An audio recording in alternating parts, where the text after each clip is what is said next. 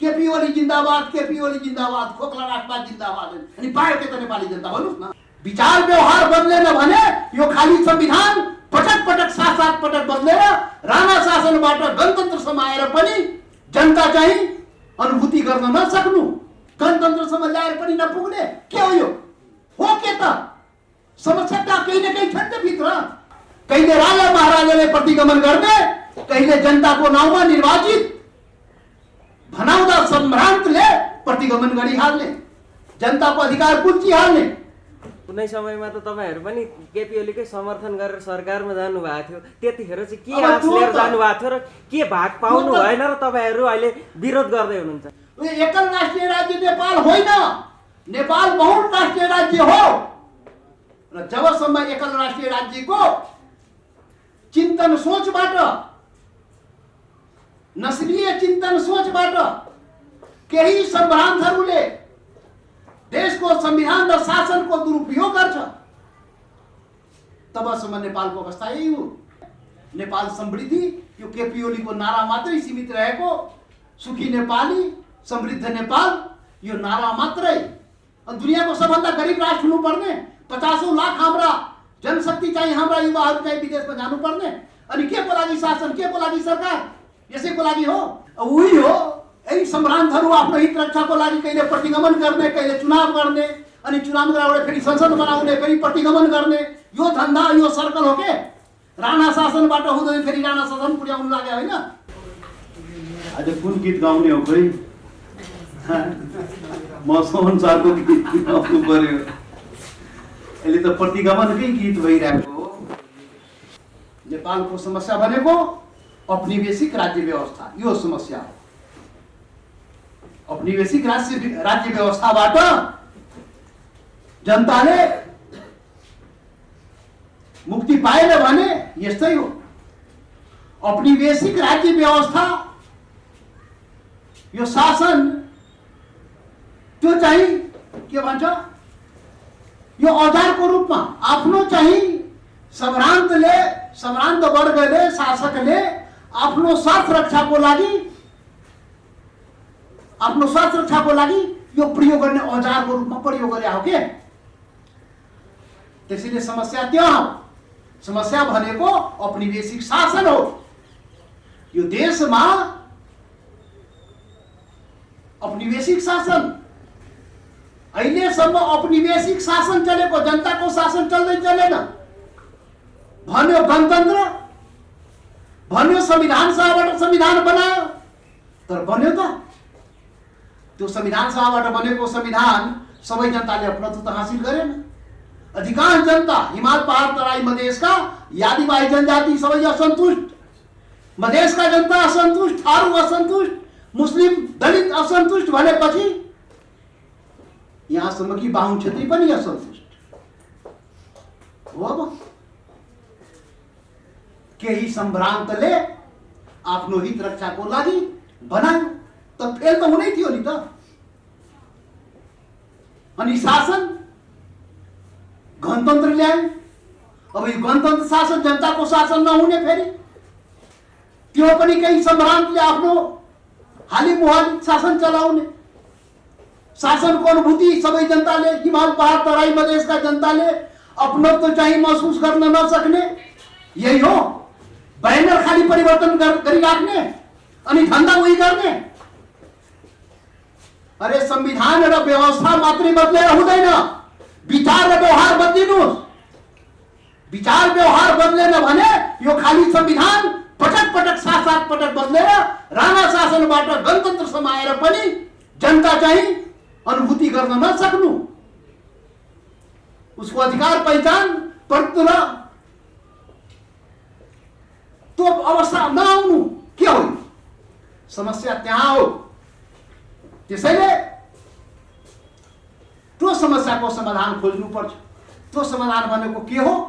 एउटा मात्रै समाधान हो, एउटा मात्रै समाधान हो। त्यो समाधान नेपालले नखोजेसम्म यहाँ कहिले राजा महाराजाले प्रतिगमन गर्ने, कहिले जनताको नाउँमा निर्वाचित भनाउँदा सम्भ्रान्तले प्रतिगमन गरिहाल्ने, जनताको अधिकार कुल्चिहाल्ने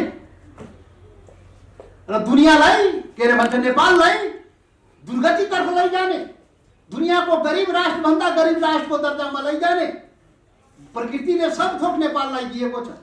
दुनियाँको सबभन्दा केवल सम्पन्न राष्ट्र हुने अवस्था, समृद्ध राष्ट्र हुने अवस्थामा पुर्याउने प्रकृतिले वरदान दिएको छ। चाहे जल स्रोत हो, पर्यटन होस्, जनक बुद्ध जन के देश होस्, हिमालय हो, सारा त नेपालमा छँदैछ नि, खोइ त। दुनियाँको सबभन्दा गरिब राष्ट्र हुनुपर्ने, 50औं लाख हाम्रा जनशक्ति चाहिँ, हाम्रा युवाहरू चाहिँ विदेशमा जानुपर्ने, अनि के को लागि शासन, के को लागि सरकार? यसैको लागि हो। अरे सम्भ्रान्तहरू, अहिले पनि चेताऊ, अहिले पनि जनताको लागि संविधान र शासनको उपाय गर, नत्र जनता त कहिले छोड्या छ, एउटा सीमासम्म न बर्दाश्त हुने हो। अब त त्यो पनि तयारी हुँदैछ। अब यो देश, मैले भने नि, यो देशको समाधान के त? यो सबै समस्याको समाधान भनेको एउटा समाधान हो। यो देश एकल राष्ट्रिय राज्य होइन, यो एकल राष्ट्रिय राज्य नेपाल होइन, नेपाल बहु राष्ट्रिय राज्य हो। र जबसम्म एकल राष्ट्रिय राज्यको चिन्तन सोचबाट, नस्लीय चिन्तन सोचबाट केही सम्भ्रान्तहरूले देशको संविधान र शासनको दुरुपयोग गर्छ, तबसम्म नेपालको अवस्था यही हो। त्यसैले यो नेपाल समाधान भनेको एकल राष्ट्रिय राज्यबाट बहुल राष्ट्रिय राज्यमा नेपाललाई परिवर्तन गर्नुपर्छ। यो देश सबैको देश हो।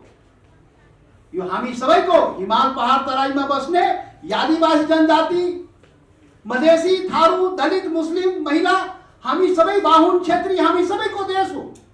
यो सबैको देश बहुलताले भरिएको देश हो। त्यसैले बहुल राष्ट्रिय राज्यको स्थापना हामीले गर्न सक्नुपर्छ। र सोही चिन्तन र सोचको आधारमा नियम कानुन संविधान बनाउने हो, र सोही चिन्तन र सोचको आधारमा शासन चलाउने हो। अनि मात्रै देशको जनता, सम्पूर्ण देशको जनता अपनत्व हासिल गर्छ। संविधान प्रति, शासन प्रति उसको सम्मान, पहिचान प्रतिको चाहिँ आकांक्षा पूरा हुन्छ। त्यसैले नेपालको जुन समस्या हो, यो समस्या समाधान यसरी हुने हो। यो किस्ताबन्दीमा प्रतिगमन, किस्ताबन्दीमा चाहिँ पुनर्स्थापन, यो त किस्ताबन्दीमा हुने, यो किस्ताबन्दीमा अब गर्नु हुँदैन। हामी यसको लागि सोच्नुपर्छ। नेपाल सम्पूर्ण नेपालीको नेपाल बनाउने अवस्था बनाउनुपर्छ। नेपाल सबै नेपालीको हो। सबै नेपालीको अनुभूति हुने संविधान र अनुभूति हुने शासन, त्यो अनुसार गर्यो भने नेपाल समृद्धि, यो केपी ओलीको नारा मात्रै सीमित रहेको सुखी नेपाली, समृद्ध नेपाल, यो नारा मात्रै सीमित रहेको नारालाई नेपाली जनता वास्तविकता परिवर्तन गर्न चाहन्छ। र त्यो यो धन्दाले हुँदैन। यो केपी ओली मार्का, प्रचण्ड मार्का, देउपा मार्का काम धन्दाले हुँदैन। यो नस्लीय चिन्तन सोच बनाएर त्यो चाहिँ एकल राष्ट्रिय राज्यको चिन्तनबाट यो देश चाहिँ बन्दैन। त्यसैले त्यो समाधान हो। स्थायी समाधान भनेको त्यहाँतर्फ बहुल राष्ट्रिय राज्यको रूपमा नेपाललाई स्थापित गर्ने, त्यो यो समस्याको समाधान हो। मलाई लाग्छ यो चाहिँ यो स्थायी समाधान नेपालको समृद्धि प्रगतितर्फ जाने र जनताको मान सम्मान, अधिकार र पहिचान प्रतित्वको जुन सवाल हो त्यो पूरा गराउन यसको लागि यो आवश्यक हो। प्रधानमन्त्री केपी शर्मा ओलीले चुनावको घोषणा गरिसक्नु भएको छ, के भन्नुहुन्छ? उही हो, यही सम्भ्रान्तहरू आफ्नो हित रक्षाको लागि कहिले प्रतिगमन गर्ने, कहिले चुनाव गर्ने, अनि चुनाव गराएर फेरि संसद बनाउने, फेरि प्रतिगमन गर्ने, यो धन्दा, यो सर्कल हो के? राणा शासनबाट हुँदै फेरि राणा शासन पुर्याउनु लाग्यो होइन? कहाँ पुर्याउने हो? त्यसैले यो चाहिँ चुनाव मात्रै होइन। मैले जुन भने नि, बहुल राष्ट्रिय राज्यको स्थापना नेपालमा हुनुपर्छ, त्यो अनुसारको व्यवस्था, त्यो अनुसारको शासन गर्नुपर्छ। यो चुनाव त यो त यी आफ्नो हित रक्षाको लागि योलाई कुर्सीबाट हटाउने, उसलाई राख्ने, बस्छु, ऊ के हो? कम्युनिस्ट पार्टीमा झगडा के हो? म कुर्सीमा बस्छु म बस्छु, त्यही त झगडा हो। अनि त्यो झगडाको परिणाम चाहिँ संविधानमाथि को भयो? अरे चुनावबाट जाने त को डराउँछ? चुनावबाट जाने जनताबाट जानबाट डराउनुहुन्न। यो चुनाव मात्रै समस्याको म यति अघिदेखि भन्दैछु, यो संसद पुनर्स्थापन या चुनाव मात्रै समस्याको समाधान होइन के, यो जड नै गलत निर्माण भएको छ, त्यो सुधार्नुहोस् न। नत्र चुनाव प्रतिगमन भयो, पुनर्स्थापन भएपछि फेरि प्रतिगमन हुन्छ, चुनाव भएपछि फेरि प्रतिगमन चुनावपछि हुन्छ, त्यो थाहै समाधान होइन। त्यसले किस्ताबन्दीमा यो प्रश्न पनि नगरौँ र मिडियाका साथीहरू पनि यो देशको समृद्धि र प्रगतिको लागि सोचौँ। यो जुन वास्तवमा जुन समस्या हो, साथसाथवटा संविधान बनाउन नपुग्ने, गणतन्त्रसम्म ल्याएर पनि नपुग्ने के हो यो? हो के त? समस्या त केही न केही छ नि त भित्र। त्यसैले त्यसमा जाउँ। यो किस्ताबन्दीमा फलानाका एजेन्डा, यो सम्भ्रान्त धनुको केही एजेन्डा केपी ओलीको होला, केही एजेन्डा प्रचण्डको होला, केही एजेन्डा देउपाको होला। यसैमा त चक्कर लागिरहेको नेपाल। काङ्ग्रेस एमाले माओवादीको गोल चक्करमा देश फसेर बर्बाद भयो। केपी ओली जिन्दाबाद, केपी ओली जिन्दाबाद, खोक्ला राजपाट जिन्दाबाद। अनि पायो के त नेपाली जनता? भन्नुहोस् न, त्यही गरे होइन? त्यही गरे होइन? अरे लास्ट चुनावमा त्यही गरे होइन? नेपाली जनतालाई ठग्ने काम गरे होइन? खोक्ला राजपाटको नाम दिएर यो केपी ओली ठग्या होइन? अनि त्यही फेरि त्यो गोल चक्करमा नफस्नुहोस्। यहाँभन्दा अगाडिको चुनावहरूमा तपाईँहरू मधेस एउटा प्रदेश हुनुपर्छ, मधेसलाई जे होस् नेपालको एउटा जातीयताको हिसाबले एउटा प्रदेश बनाउनुपर्छ भनेर तपाईँ त्यही नारा लिएर, स्वायत्त प्रदेश बनाउनुपर्छ भनेर त्यही नारा लिएर योभन्दा अगाडिको चुनावमा आउनु भएको थियो। अब मध्यावधिमा जाँदाखेरि फेरि जनतालाई, मधेसका जनतालाई तपाईँहरू फेरि यही नारा बोक्नुहुन्छ कि तपाईँ विकासवादी नारा लिएर जानुहुन्छ? अब त्यो नारा हामीले बोक्ने त्यो अघि भनेको नारा हो, बहुराष्ट्रिय राज्यको स्थापना गर्ने हो। बहुराष्ट्रिय राज्यमा त मधेस पनि पर्छ, थरवट पनि पर्छ, आदिवासी जनजाति पनि पर्छ, बाहुन पनि पर्छ, क्षेत्री पनि पर्छ, दलित पनि पर्छ, तपाईँ पनि पर्छ, म पनि पर्छ, सबै पर्छ। त्यो नाराले जाने हो के? यो स्वायत्त मधेसको नारा चाहिँ सफल नभएर तपाईँले बहु राष्ट्रिय नारा चाहिँ ल्याउनु भएको होइन। त्यसैमा स्वायत्त मधेस पनि छ, बहुराष्ट्रिय राज्यभित्रै नै स्वायत्त मधेसको कुरा पनि छ, स्वायत्त थरवट, स्वायत्त जनजाति, स्वायत्त बाहुन, क्षेत्री सबैको कुरा त्यसमै पर्छ। भोलि उहाँले बाहुनको संस्कृतिको रक्षा भइरहेछ भने त्यो पनि सङ्कट त हो नि। अहिले आएर तपाईँहरू केपी ओलीको विरोध गर्दै हुनुहुन्छ। कुनै समयमा त तपाईँहरू पनि केपी ओलीकै समर्थन गरेर सरकारमा जानुभएको थियो। त्यतिखेर चाहिँ के आश लिएर जानुभएको थियो र के भाग पाउनु भएन र तपाईँहरू अहिले विरोध गर्दै हुनुहुन्छ? यो त गोल चक्करमा, यो त पुरै नेपालै गोल चक्करमा घुमिरहेको नि त। त्यो गोल चक्करबाट निस्किनु पर्यो भने नि त अहिले गोल चक्करबाट निस्किनु पर्यो। हिसाबले निक्लिनु पर्यो त भनिदिनुहोस् न। त्यही त भने मैले गोल चक्करमा निस्किने भनेको यो नेपालको जुन बनावट हो, यो नेपालको बनावट हेर्नु। अहिलेसम्म मैले यति भन्दा त यहाँहरूले सायद बुझिसक्नुभयो किन प्रश्न दोहोऱ्याउनु। यो एकल देश होइन के, यो एकल होइन, यो खालि मधेसीको देश होइन, यो खालि जनजातिको देश होइन, खालि बाहुनको देश होइन, यो सबैको देश हो। त्यसैले सबैको लागि नियम कानुन संविधान बनाउनु पर्यो, सबैको लागि शासन अपनाउनु पर्यो। त्यो चाहिँ भएन, एकलले हुँदैन। बहुलतामा जाउँ, बहुल राष्ट्रिय राज्यको स्थापना गरौँ। त्यो गरेपछि बल्ल चाहिँ नेपाल चाहिँ सुध्रिने हो, नेपाल समृद्धिमा जाने हो। त्यो मात्रै उपाय हो। नत्र हामी सबै यस्तै दुःख पाइराख्ने हो, यस्तै बहस गरिराख्ने हो के? एकअर्कोलाई तल देखाउने हो कि एकअर्कोलाई उछिनिदिने हो कि तिमीभन्दा म विद्वान, तिमीभन्दा म चाहिँ जान्ने, म गर्न सक्छु त्यही गर्ने हो के? यो गोल चक्करबाट नेपाल ननिस्केसम्म म भने त्यो चाहिँ गोल चक्करमा नेपाल फसिरहन्छ। यसबाट निस्किनुपर्छ हामी। बहुलतातर्फ हामी जानुपर्छ, बहुराष्ट्रिय राज्यको निर्माण गर्नुपर्छ। अनि सबै यो देश हाम्रो देश, सबै नेपाली, एउटा रिक्सा पुलरदेखि एउटा दलितदेखि लिएर एउटा बाहुनसम्म सबैले यो हाम्रो देश हो भनेर भन्न सक्नुपर्छ। त्यो अवस्था बनाउन सक्नुपर्छ। त्यो नभएर देश बिग्रिया हो के? यो प्रतिगमन भयो, त्यसको आश्चर्य किन मान्नुहुन्छ त? हुनै थियो नि, अरे हुनै थियो, भयो। संविधानमा प्रतिगमन भयो, को भयो? जे रोप्ने हो त्यही फल्ने न हो। कटहरको रुख रोप्यो भने आँप थोरै फल्ने हो। अनि संविधानै त्यस्तो बनाएपछि अनि प्रतिगमन हुँदैन। संविधान बनाउँदा नै प्रतिगमनको हिसाबले संविधान बनाइयो। सबै एजेन्डाहरूलाई ताकमा राखेर फास्ट ट्र्याकमा बनाइहाले संविधान। दुनियाँको सर्वोत्कृष्ट संविधान बनाइहाले भनेर आफ्नै हातले आफै पीठ चाहिँ थपथपाइहाले।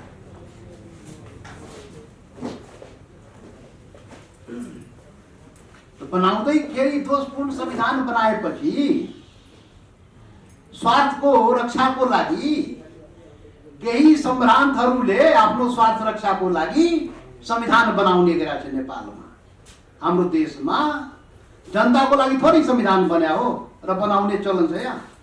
अरे आफ्नो स्वार्थको लागि आफ्नो हित रक्षाको लागि संविधान बनाउने सम्भ्रान्तहरूले र त्यो चाहिँ स्वार्थ पूरा भएन भने संविधानलाई कुल्चेर पनि अगाडि बढिहाल्ने, संविधान माथि नै कु गरेर अगाडि बढ्ने। त्यो पहिलोचोटि भएको हो र यो देशमा त यस्तै त हो। यो 7औं संविधान होइन र, 7-7वटा संविधान बनाएर पनि नेपाली हामीले पुग्दैन के। संविधान बनाउँदै अनि संविधानमा कु गर्दै प्रतिगमन गर्दै, यही त धन्दा।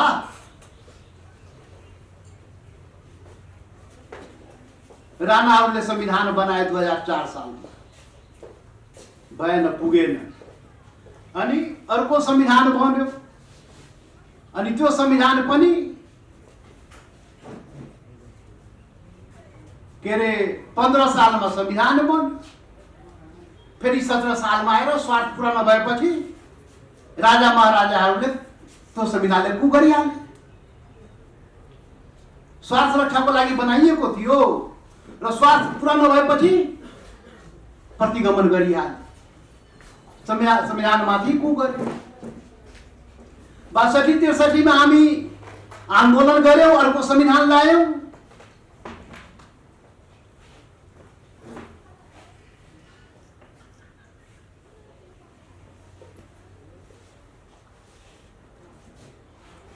र त्यो संविधानमा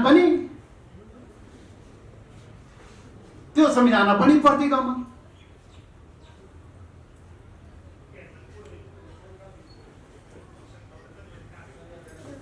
त्यो संविधान पनि आफ्नो हित रक्षा नभएपछि त्यसको चाहिँ प्रतिगमन गरेको थियो। 62-63 त्यत्रो आन्दोलन भयो। अन्तिम संविधान हामी बनायौं सहमतिले, 7 दल 8 दल हामी सबै मिलेर चाहिँ आन्दोलन गर्यौं। नेपालको अन्तरिम संविधान एउटा सम्झौताको दस्तावेज थियो। त्यो संविधानमा पनि कु गरिहाल्यो, प्रतिगमन गरिहाल्यो। त्यो अन्तरिम संविधानका प्रावधानहरूलाई पछि धकेल्दै ताकमा राख्दै अनि धेरै मामला पछि हटिहाल्यो। प्रतिगमन गर्न पछाडि जानु न हो, पछाडि गइहाल्यो। जनताको अधिकार पहिचानको माला पछाडि गइहाले। विभिन्न आन्दोलनहरू देशमा भएको थियो। त्यो आन्दोलनका एजेन्डाहरू कि पार्टीहरू आन्दोलन गर्ने, संविधान बनाउने पार्टीहरू, कांग्रेस, एमाले, माओवादी पार्टीहरू धेरै सङ्घर्ष गरे। माओवादी त के अरे 10 वर्ष लडाइँ नै गर्यो, जनयुद्ध गरेर। अनि त्यत्रो मान्छे 17 हजार मान्छे चाहिँ कुर्बानी दिए। र त्यो आन्दोलनको एजेन्डा संविधान बनाउँदाखेरि कहाँ गयो? प्रतिगमन भएन। त्यो जनता जसको लागि शहादत दियो त्यो अनुसार त संविधान नबनाएपछि त के भने त्यसलाई? प्रचण्डले प्रतिगमन गरेन संविधान बनाउँदाखेरि। अनि मधेस आन्दोलन हुँदाखेरि 64 साल फाल्गुन 16 गते 8 सूत्रीय सम्झौता कांग्रेसको सभापति गिरिजाप्रसाद कोइराला प्रधानमन्त्री गरेको होइन, प्रचण्ड र माधवजीको सहमतिमा, एमाले र माओवादीको सहमतिमा कांग्रेसले गर्यो। अब संविधान बनाउँदाखेरि अग्रगामी संविधान बनाउने र यी सवालहरू, जनताका अधिकार पहिचानका सवालहरू त्यसमा चाहिँ राख्ने। अनि त्यो 8 बुँदे सम्झौता संविधान बनाउँदाखेरि के भयो? प्रतिगमन गरिहाले। त यो त संविधान बनाउँदाखेरि नै यी संविधान निर्माण गर्नेहरू, बनाउनेहरू, यो ओली, प्रचण्ड को थियो संविधान बनाउने? देउपाजी कोइरालाजी हुनु त्यति बेला प्रतिनिधि, कांग्रेस एमाले माओवादी प्रतिगमन त गरे हो। तो प्रतिगमन गर्ने यिनीहरूको संस्कार र स्वभाव भइसकेको छ, किनभने स्वार्थको लागि संविधान बनाउँछ र त्यो स्वार्थ पूरा नभएपछि संविधानलाई कुल्चिने, संविधानमाथि प्रतिगमन गरिहाल्ने, त्यो चाहिँ पहिलेदेखि हुँदै आएको। अब हुँदै अब अहिलेको श्री पाज महाराज केपी ओली महाराजजीले चाहिँ अब उहाँको स्वार्थ पूरा नभएपछि उहाँले पनि ल संविधानमा लेख्दै नभएको कुरा चाहिँ उहाँले पनि गरिहाल्ने। उहाँ पनि के गर्नु, चोरमाथि चकार लागिहाल्ने। अब एउटा कहावत छ के, चोरहरू मिलेर चोरी गरेर ल्यायो, त चोरी गरेर ल्याएको सम्पत्ति त्यही चोरी गरेर ल्याएको चोरहरू मध्ये अर्को चोरले चाहिँ फेरि त्यसलाई पनि चोरी गरिहाल्यो, त्यही त भएको हो। अरे यिनीहरू प्रतिगमनकारी संविधान बनाएको थियो, आफ्नो स्वार्थ रक्षाको लागि बनाएको थियो। अब त्यसमध्येका एउटा चाहिँ आफ्नो स्वार्थको रक्षाको लागि त्यो संविधानमा नभएको कुरा, हुँदै नभएको अधिकार प्रयोग गरेर प्रतिगमन गरिहाल्यो, संसदले विघटन गरिदियो। 5 सालको लागि जनताले हामीले पठाइदिएको और 3 वर्षमै चट पार्दियो हामीले। अब भयो जनताको प्रतिलाई चट पार्दियो, प्रतिगमनकारी काम गरिहाल्यो। तो यस्ता यहाँको समस्या के त, यो नेपालको हाम्रो समस्या के त। दुनियाको सबभन्दा सम्पन्न राष्ट्र अमेरिका, समृद्ध र सम्पन्न, त्यो अमेरिकामा एउटा संविधान 200 वर्षभन्दा बढी भइसक्यो। एउटा संविधानले चाहिँ त्यसलाई पुग्ने, दुनियाको शक्तिशाली राष्ट्र बन्ने। भारतमा 65 वर्षमा एउटा संविधान 50-100 चोटि चाहिँ जनताको आकांक्षा अनुसार संशोधन हुँदै गरी चाहिँ प्रगतिको बाटोमा जाने। हामी कहाँ 70 वर्षमा 7वटा संविधान के हो यो हो के? समस्या के हो त? अरे समस्या को त्यसमा जाऊ न।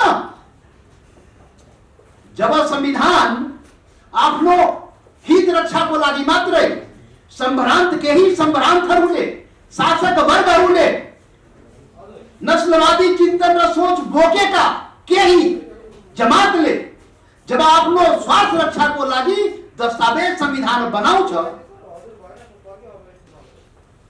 र जनताको लागि बनाउँदैन, त हाल त यस्तै न हो।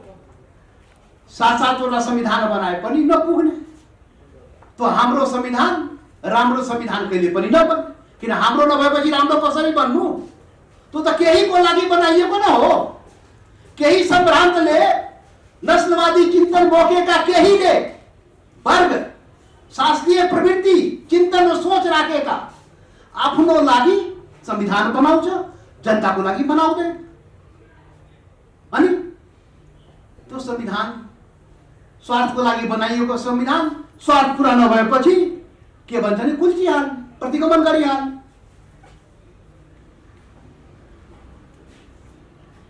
राणा शासनबाट, शासन भनौँ नि, शासन व्यवस्थाबाट देश चल्यो। राणा शासनबाट पुगेन, हामी के भन्छौँ त्यसको विरुद्ध चाहिँ सबै मिलेर सङ्घर्ष गरेपछि प्रजातन्त्र आए थियो, फेरि पञ्चायत आयो। राजाको शासन, निरङ्कुश शासन, निर्दलीय शासन, अनि त्यसको विरुद्धमा जनता लडेपछि देशमा भनौँ बहुदलीय व्यवस्था आयो, बहुदलीय लोकतन्त्र। त्यसबाट पनि हामीलाई नपुगेर नेपाली जनता लड्यो, मर्यो, देशमा गणतन्त्र ल्यायो। दुनियाँमा गणतन्त्र भन्दा राम्रो शासन दुनियाँमा कुनै पनि हुँदैन। सर्वोत्कृष्ट शासन भनेको, जनताको शासन भनेको गणतन्त्र हो। तर यो गणतन्त्र शासन पनि सबैको शासन हुन सकेन, त्यही सम्भ्रान्तहरूको शासन हुन गयो। त संविधान र व्यवस्था जब सम्भ्रान्त वर्गले आफ्नो स्वार्थमा मात्रै प्रयोग गर्ने गर्छ, त्यति बेला यस्ता दुर्घटना देशमा हुन्छ र पटक पटक हुने गरेको छ, र यो नेपालमा पनि पटक पटक हुने गरेको छ। त्यसैले आश्चर्य के मान्नु? जे रोप्ने त्यही पाउने हो, जे रोप्ने त्यही फल्ने हो। रक्षक नै भक्षक भएपछि गर्ने के त? संविधानको रक्षक प्रधानमन्त्री सरकार हुने होइन, शासक हुने होइन, शासक वर्ग। अनि त्यही शासक वर्ग त्यो संविधानको भक्षक हुन्छ। किनभने स्वार्थको लागि बनाइएको, स्वार्थ नपुरा भएपछि त्यसलाई कुल्चिहाल्ने, मिल्चिहाल्ने, प्रतिगमन गरिहाल्ने यही धन्दा भएको छ। पटक पटक अहिले पनि केपी महाराजले त्यही धन्दा गरेको हो। यो कुरा हामीले बुझ्नुपर्छ। अब यसको समाधान के त? पुनर्स्थापन। यो चाहिँ नारा अहिलेको हामी गीत गाइरा पुनर्स्थापन गर्देऊ गर्देऊ, यही हो हाम्रो समाधान। होला संसद पुनर्स्थापन भयो भने त अहिलेको सम्रान्थहरूले आफ्नो गरेको व्यवस्था फेरि व्यवस्थित भइहाल्छ नि त। पहिले राजा महाराजाले आफ्नो लागि गरेको व्यवस्था व्यवस्थित हुन्थ्यो। अहिलेका हाम्रा सम्रान्थहरूले आफ्नो लागि गरेको व्यवस्था फेरि ट्र्याकमा आउँछ। हाम्रो पनि 2 साल अझ जागिर चाहिँ बाँकी छ। त्यो त तत्कालीन जुन अवस्था हो, प्रतिगमन भएको संविधान चाहिँ हुँदै नभएको कुरा चाहिँ प्रयोग गरे स्वार्थको लागि, त्यसको चाहिँ संसद पुनर्स्थापन त्यसको जवाब हो। तर हो यही समाधान, स्थायी समाधान भनेको हो यो होइन। किनभने फेरि पनि प्रतिगमन गर्छ, फेरि संसद पुनर्स्थापन भएपछि फेरि कुनै महाराजा आउँछ अनि त्यसलाई प्रतिगमन गर्छ। त यो स्थायी समाधानै होइन त के हो त? यो नेपालको समस्या के हो र यसको समाधान के हो त? अब यो भनेको कसको असफलता भन्ने?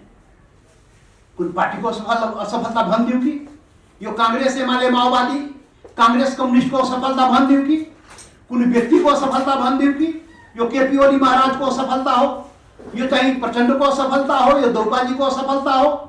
कसको असफलता के भनिदिउँ?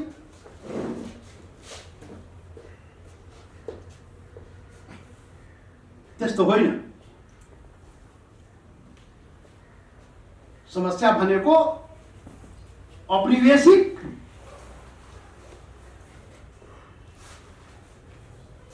राज्य व्यवस्था